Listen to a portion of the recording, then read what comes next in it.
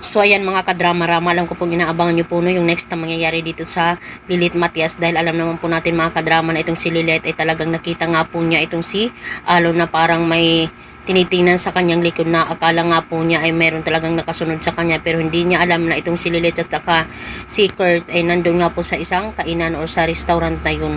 Dahil nga po talaga dito sa nakita niya itong si Alon ay pinuntahan nga po niya ito at nakita niya na itong si Alon ay may dalang pera at ibinigay nga po niya doon sa mga tao na yun, na talagang ngayon ay nalaman nga po talaga ni Lilit na ginagamit nga lang po talaga niya itong si Aira.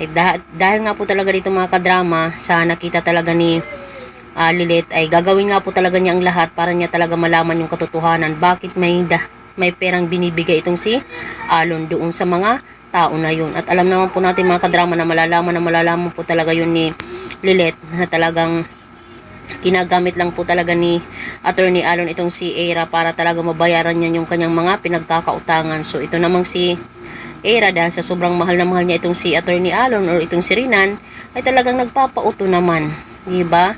Attorney ka nga, tas syempre matalino ka, pero pagdating talaga sa pag-ibig nabubulag ka talaga, di ba, kahit sa katotohanan.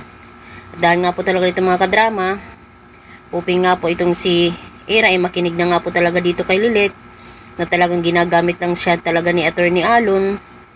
Diba, kumbaga itong si Lilit ay concern nga po talaga siya sa kanyang kapatid ni Aira, dahil ayaw nga po niya ito talagang mapahamak at masaktan bandang huli.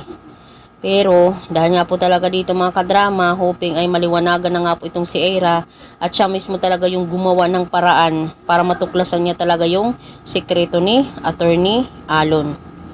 So dahil dito mga kadrama ay talagang mawiwindang nga po talaga itong si Aira sa sasabihin ni Lilit about sa katotohanan na kanyang nalaman, di ba?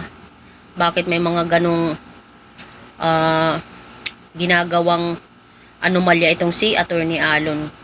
Kahit nga din talaga itong si Trixie ay gusto din niya talagang patunayan na mayroon talagang mali, may pagkakamali talaga itong si Attorney Alon tsaka yung mami niya, na bakit naging magkakampi sila, diba?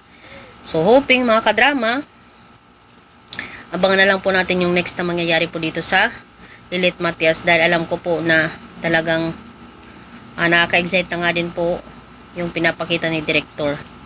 So yun lang po mga kadrama, maraming salamat again sa palagi yung panunood. Huwag niyo pong kalimutan na i-like, i-share, tsaka i-subscribe yung aking channel para sa susunod na video mga kadrama is ma-update ko po kayo. Thank you so much for always watching. Abangan na lang po natin yung next na mangyayari. Bye!